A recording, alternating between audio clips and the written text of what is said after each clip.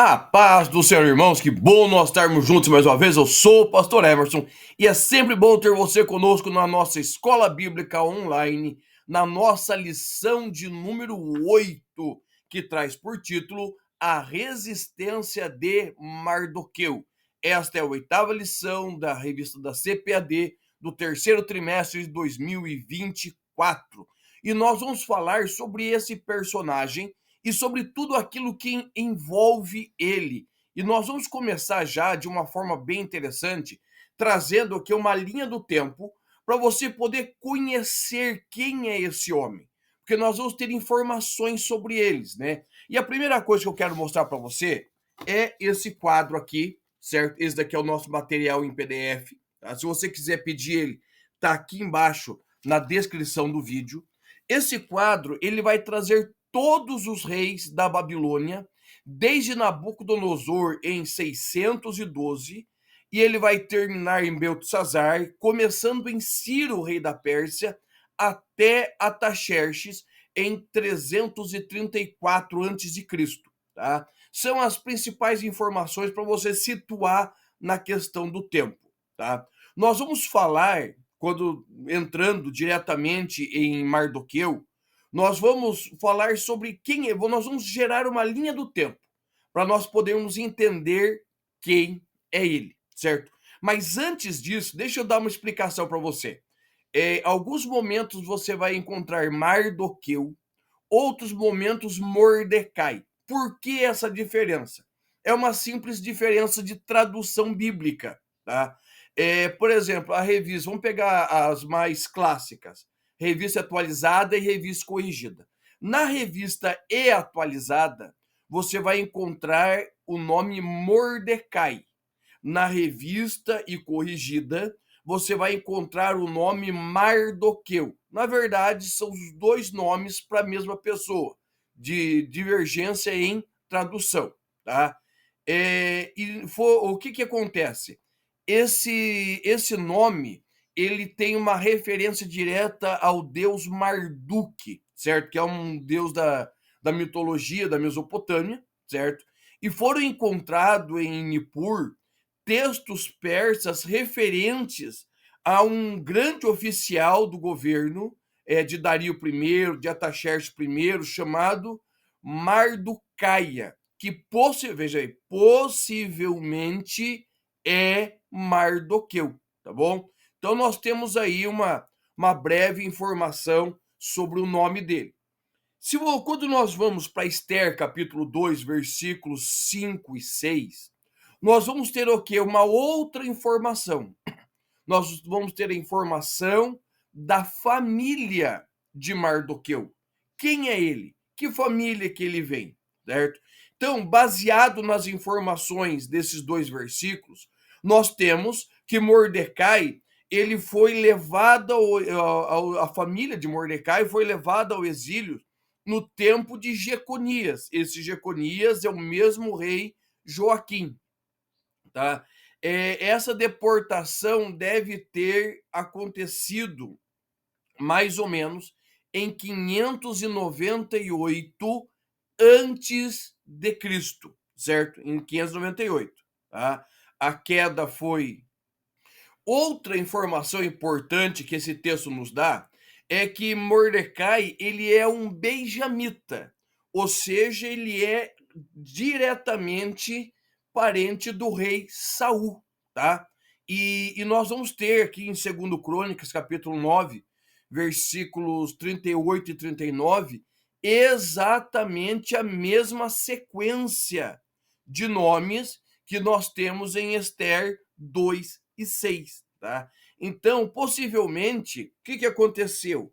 A família de Mordecai, de Mardoqueu, foi levada ao cativeiro, e eu sou um dos que defendem que Mordecai, ele é nascido no cativeiro, tá?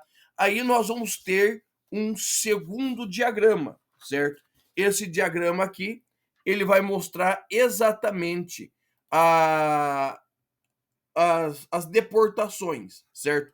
Começando aqui em 640, nós vamos ter uma linha do tempo, e as deportações que começam aqui com Jeoacás, tá bom? Então nós vamos ter toda uma linha do tempo para você poder compreender, olhar com carinho, levar para sua turma, poder desenhar no mapa, né? Desenhar um mapa, mostrar para o teu pessoal, entendeu? Para que eles possam compreender melhor, tá? A palavra de Deus, certo? Outra, para nós encerrarmos essa visão panorâmica a respeito de Mordecai, né? Ele morava nas cercanias da fortaleza de Suzã, próximo ao palácio. Isso vai dizer o quê? Que ele tinha uma posição privilegiada, tanto entre os exilados como pelo governo. Ele tinha uma posição, talvez financeira. Nós entendemos que ele era um escriba, né? Nós vamos ver isto, né? Quando, a partir do capítulo 8, ele vai legislar a favor dos judeus. Então, nós temos muitas coisas interessantes dentro dessa nossa aula. Então, não se esqueça, deixa aí sua inscrição, não é inscrito ainda no canal? Se inscreve no canal, deixa seu like, deixa seu comentário. Conta para mim, você sabia dessa diferença que tem da revista atualizada e a revista corrigida sobre o nome de Mardoqueu, Mordecai? Você sabia dessa diferença? Se você já sabia, coloque aí e me ajude. Todas as vezes que você se inscreve, que você compartilha, que você indica, você está ajudando o nosso trabalho aqui no YouTube a levar a palavra de Deus com sinceridade e seriedade mais longe, ok? O nosso texto áureo, ele diz assim: então os servos do rei, que estavam à porta do rei, disseram a Mardoqueu: por que traspassas o mandado do rei? Esther 3:3. E a verdade prática, ela diz assim: como cristão, somos sujeitos a conflitos éticos, morais, e devemos decidir sempre de acordo com a vontade e a orientação de Deus. Aonde está a vontade e a orientação de Deus? Está na sua palavra. Todo cristão precisa viver pela palavra, tá? E eu coloquei um texto aqui no PDF, eu vou ser bem sucinto nele, mas se você quiser o PDF, entra ali no link, certo? Você vai ser direcionado para o nosso grupo do WhatsApp. Nesse grupo do WhatsApp, eu posto o nosso PDF, eu posto um card bonito como esse daqui, da nossa leitura diária, certo? E nós estamos ali sempre passando informações, o nosso curso de teologia que acontece, então nós temos aí muitas informações no grupo. Não é grupo de bom dia, não é grupo de bate-papo, é grupo para distribuição de material da EBD, ok? E eu já coloquei lá também a nova capa da nossa da EBD do quarto trimestre. Nós vamos falar sobre as promessas e todas as 13 lições, né? Já tem um cardzinho lá para você conhecer, tá bom? Quando nós, voltando para o texto áureo e para a verdade prática, o que nós vamos encontrar?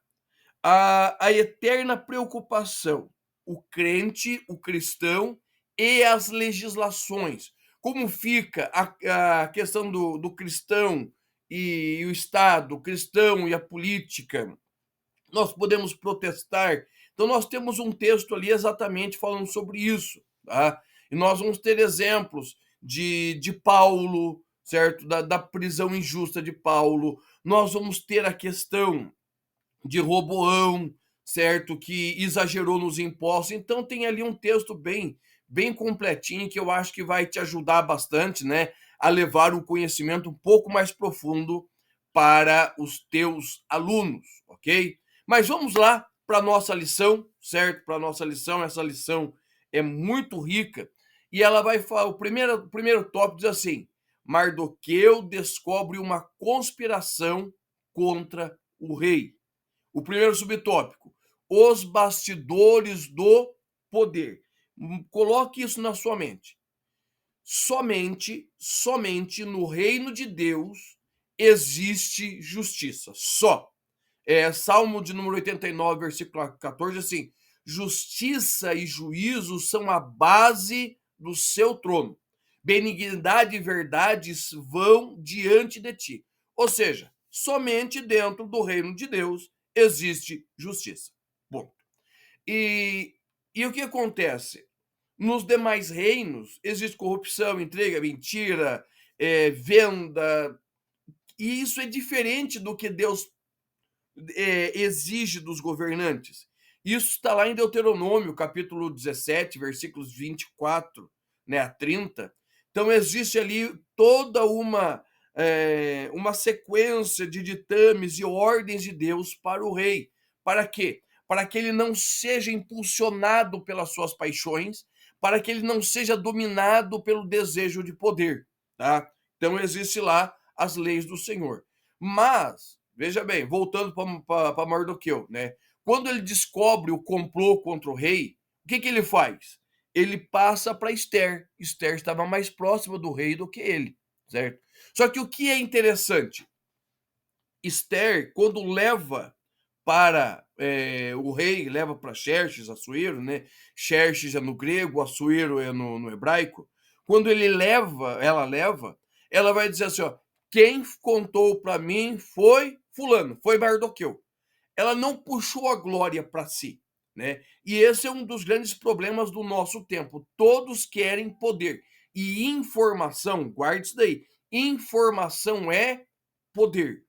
E tem pessoas, eu conheço, infelizmente, pessoas assim, que eles têm facilidade de extrair das pessoas, extrair, olha a palavra, extrair da pessoa informação e deixar guardado. No tempo certo, ele usa de proveito próprio, certo? Eu descobri, eu fiquei sabendo, e não dá os devidos créditos. E nós podemos aprender pelo menos 4 lições diretas com Esther sobre esta questão de informação. Primeiro, nós precisamos viver com humildade. O coração de Esther era humilde. Ela era rainha, mas ela ouvia e obedecia ao seu primo. Segundo, ela tinha um desejo de servir. Tá? Qual é o problema de hoje? As pessoas não querem servir, eles querem ser servido. Esther colocou o seu pescoço a prêmio. Poderia ter alguma coisa errada. Sei que Mardoqueu fez as investigações dele, mas podia dar errado. Ela tem o desejo de servir. Não buscar glória para si. Não buscar glória para si. Ela não enfeitou a história, ela não contou uma história mirabolante, ela simplesmente contou o que tinha ouvido. E aí nós entramos no quarto princípio que nós devemos aplicar na nossa vida: dar crédito ao serviço dos outros. É muito comum, igreja, certo? No nosso meio, escola bíblica. A escola está afundada, não tem ninguém, de repente a escola começa a crescer e aparece o fulano e diz, olha que beleza, nós conseguimos levantar a escola bíblica. Ele não fez nada. Foi o trabalho de outros. Ele não dá crédito às pessoas, né? Ele não dá crédito. Então, irmãos, nós precisamos compreender.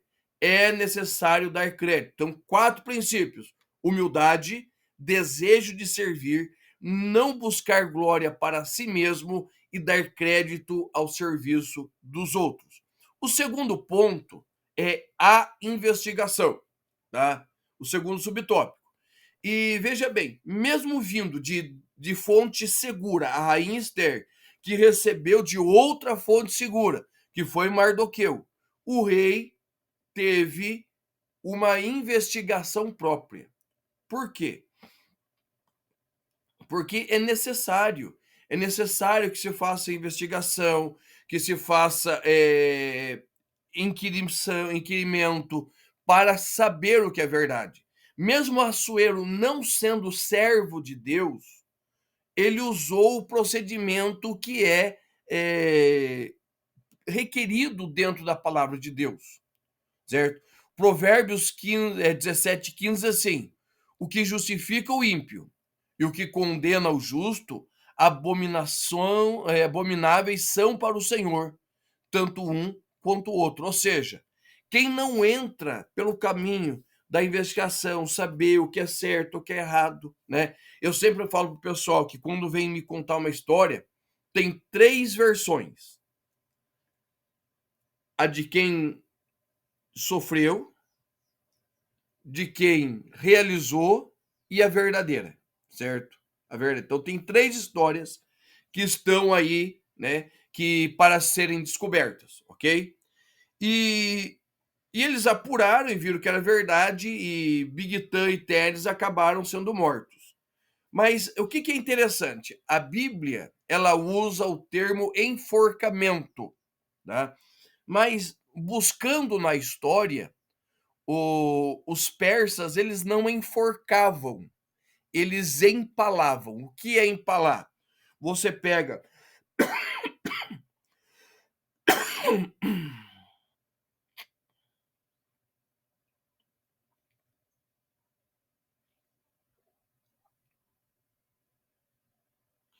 uma estaca, certo? Você pega uma estaca e você senta a pessoa nessa estaca e essa estaca vai atravessando todos os órgãos, tá? Até sair pela boca, pelo pescoço, entendeu? Isso é empalar. E isso era comum. Cada um dos impérios tinha a sua forma de tortura. Os romanos tinham a cruz, certo? Tinha a cruz, que não era simplesmente para matar o seu inimigo, mas era para que ele fosse envergonhado, para que as pessoas, ao passar, vissem. Era a ideia de mandar um recado para a população: não enfrente o reino. Tá? E o nosso terceiro subtópico fala os registros dos fatos. O que é importante nós frisarmos aqui? Que a ideia de registro existe desde sempre. Por quê? É manter a história do ocorrido, dos grandes reis, das suas façanhas. Tá? Essa é a ideia. Tá? É, por essa por esse detalhamento, esse esmero em registrar, que nós temos o Antigo Testamento. Nós temos aí 2 tipos de profetas: os escriturísticos e os não escriturísticos. Os escriturísticos que deixaram registrado, os não escriturísticos, eles simplesmente profetizaram. E esses foram usados por Deus, mas sua mensagem passou. Agora, os escriturísticos não, está tudo ali arquivado. Nós temos Antigo e Novo Testamento. E dentro do Antigo Testamento, nós temos 2 livros que são chamados livros de crônicas, que traz o resumo da história dos reis de Israel e de Judá. Então veja bem, tudo isso serve para quê? Para consulta, para memória. Os atos de Mardoqueu não foram devidamente recompensados naquele momento, mas ele estava registrado. Preste atenção: tudo que nós fazemos está nos anais do céu, está nos registros do céu. Tá? Tudo que nós fazemos está registrado. E isso é importante por quê? Porque nós sabemos que no tempo certo o Senhor traz a memória, tá? E as coisas vêm, acontecem no momento certo, tá? Apocalipse, capítulo de número 20, verso 12, vai falar que viu mortos, grandes e pequenos, estavam diante do trono e abriram-se os livros, ou seja, também existem registros no céu sobre tudo que nós fazemos de bom ou de mal, ok? O nosso segundo tópico vai falar: Amã é exaltado pelo rei. Primeiro subtópico: um novo personagem. Esse personagem é importante por quê? Porque ele vai ter uma ancestralidade que de nós ela é conhecida. Tá? Mas deixa eu pegar a etimologia, tanto do nome Amã quanto Agagita, né, que é assim que ele é apresentado, Amã ou Agagita. Amã quer dizer o magnífico, e Agagita quer dizer eu superarei o topo, ou seja, dentro do seu coração, do seu nome, do seu sobrenome, estava algo para a grandeza. Mas o que é interessante? Que esse termo Agagita está ligado com outro personagem que se chama Agag, que tem a mesma definição de nome. Eu superarei o topo. Quem era ele?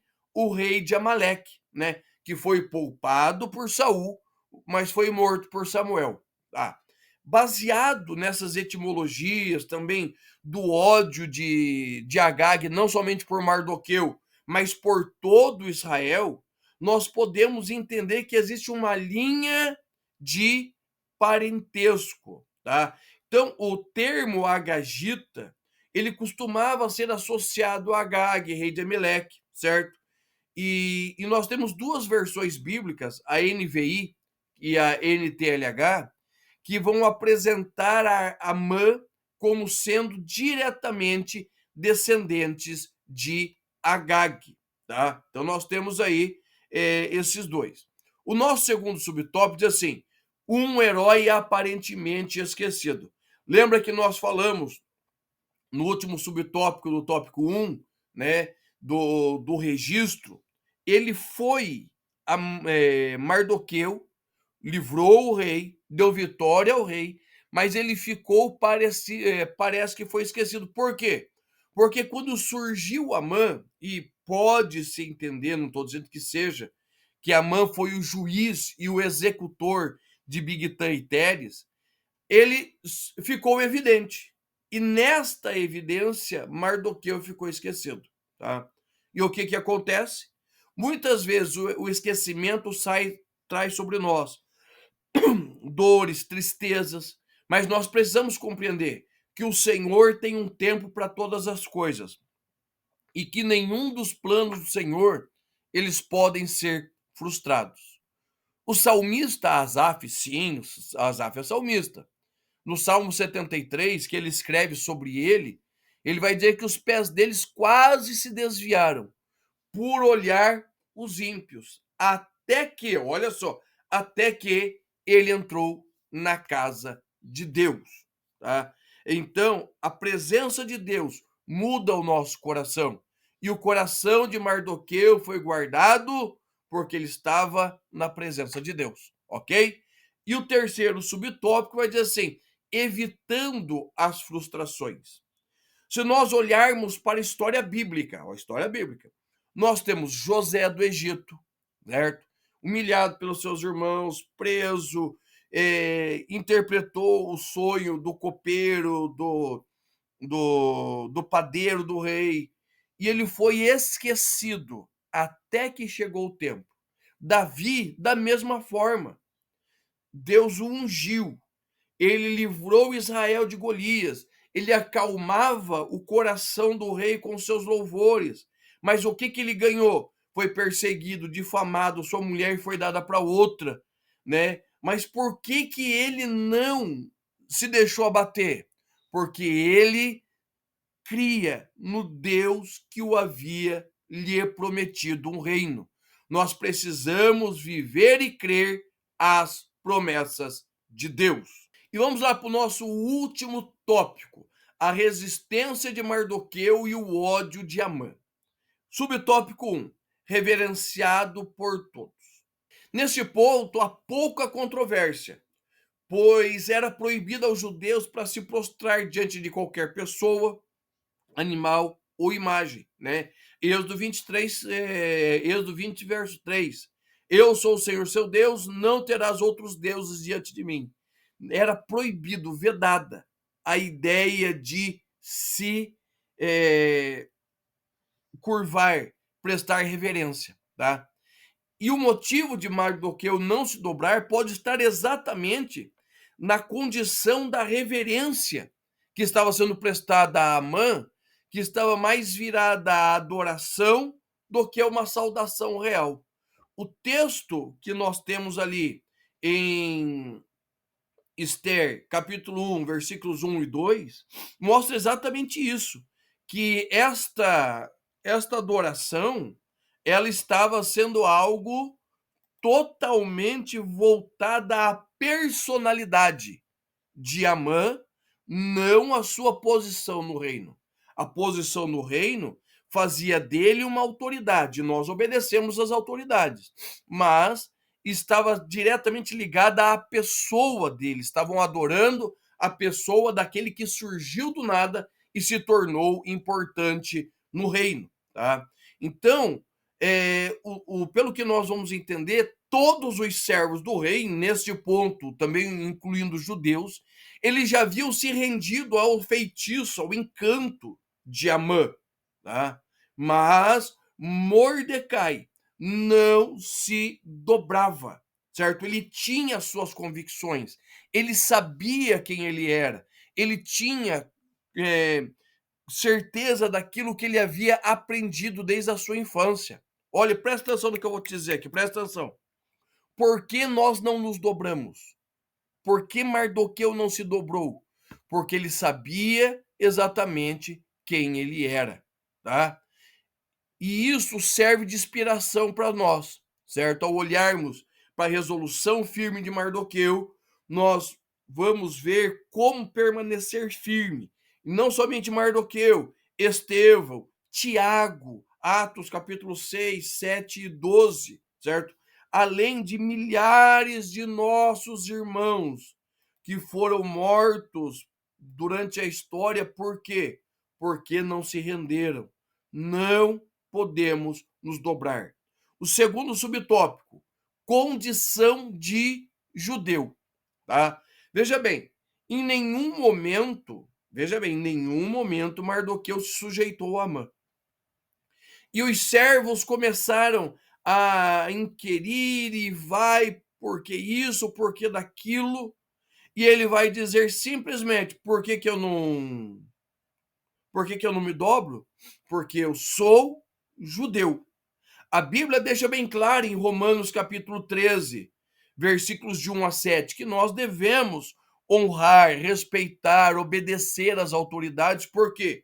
Porque essas autoridades são mandados de Deus. Elas estão ali debaixo de uma ordem de Deus.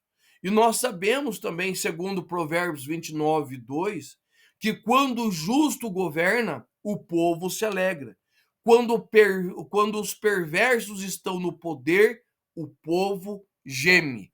Por que Mardoqueu não se dobrava? Ele diz: eu sou judeu. E isso é importante. Ele sabia exatamente quem era.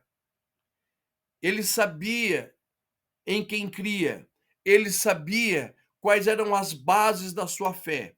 Hoje, nós temos dificuldade, porque muitos dos nossos estão titubeando a respeito da fé. Mardoqueu sabia, Jonas também sabia. Jonas estava fugindo de Deus e nós compreendemos, né, a fuga dele, mas ele estava fugindo. Quando perguntaram para ele: quem é você? Ele disse assim: eu sou hebreu. Temo, Senhor Deus dos céus, que fez mar e terra seca. Ele não pensou duas vezes. Preste atenção. Quem é você? Quem é você na escola, no serviço? Quem é você? Tá? Precisamos parar e pensar quem nós somos no meio das crises. Porque quem somos no meio das crises revela a quem nós servimos. Ok? E o subtópico 3, diz assim: a inimizade intergeracional. Como já falamos, nós temos aqui um descendente de Agag, rei dos Amalequitas, e nós temos um descendente de Benjamim, de Saul, rei de Israel. E durante todo o período da história, houve guerra entre Amaleque e entre Israel, tá? E as raízes de amarguras foram tomando aos poucos o coração deles, tá? Até que chega um dia em que um agagita ele entende que ele pode destruir Israel. O intento do coração da sua família estava prestes a ser realizado, tá? E assim, nós conhecemos inúmeras famílias, histórias de famílias que se odeiam por anos, décadas, séculos. E chega um momento que eles não sabem o porquê eles estão lutando. Eles sabem que estão lutando, mas o porquê eles não sabem. Tá? Quando nós olhamos dessa forma, Benjamim e Agag, Saul, né, Benjamim e Amaleque, Saul e Agag, nós vamos entender o ódio de Amã contra Mardoqueu, e quando ele conta quem ele é, o ódio por toda a nação, e nós vamos ver o quanto é terrível a raiz de amargura dentro do coração de homens e mulheres. Faz perder a sensatez, faz perder a racionalidade. Tá? Então, irmãos, nós precisamos entender que a resistência de Mardoqueu fez muito mais do que simplesmente salvar Israel. Ele cumpriu a palavra que Deus disse a Moisés para que falasse a Josué: destruirei totalmente Amaleque. Por quê? Porque eles atacaram o meu povo pelas costas. Tá? Irmãos, Deus é um Deus justo e é um Deus que cuida dos seus. Por isso, nós precisamos compreender que a vingança pertence a Ele. A minha função e a sua função é ficar firme, obedecendo e servindo o reino de Deus. Amém? Irmãos, espero ter ajudado. Tá? Deus te abençoe. E na próxima lição, a lição de número 9, nós estamos juntos novamente. Deus te abençoe e até semana que vem.